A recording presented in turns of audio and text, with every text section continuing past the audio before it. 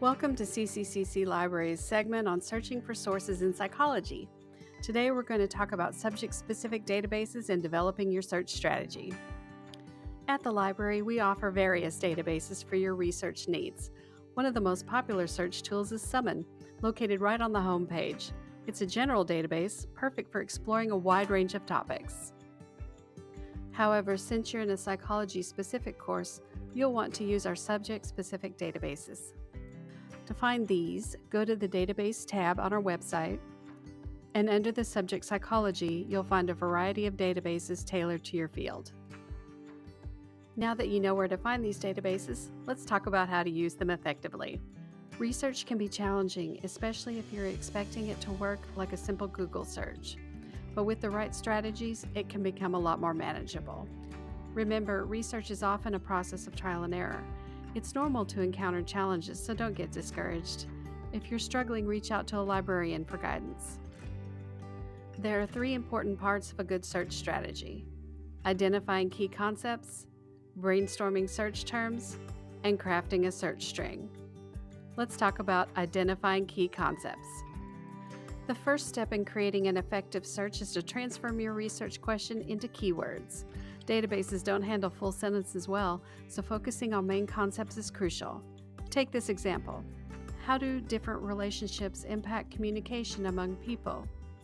If you search this entire question, you likely won't get many relevant results. Instead, break it down into keywords like relationships, impact, and communication. You can ignore common words like how, do, and among. Brainstorming. When brainstorming keywords, consider synonyms and variations. You might not have all the perfect search terms right away, and that's okay. Explore the database with your initial keywords and write down any helpful keywords or jargon you discover along the way. Crafting a search string.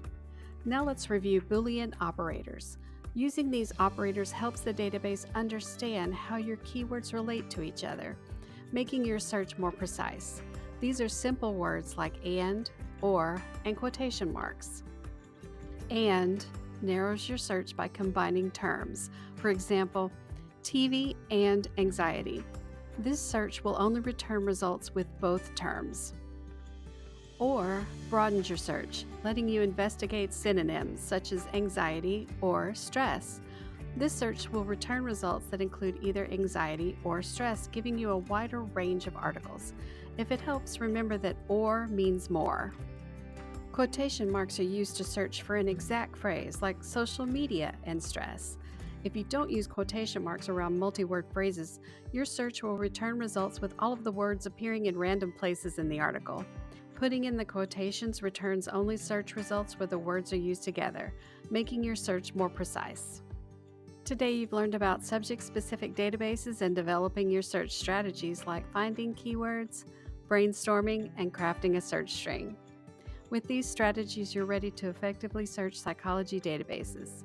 Remember, research is a process of learning, questioning, and exploring. Thank you for watching. Don't hesitate to ask for help. Our librarians are here to assist you via chat, email, or phone. Happy searching!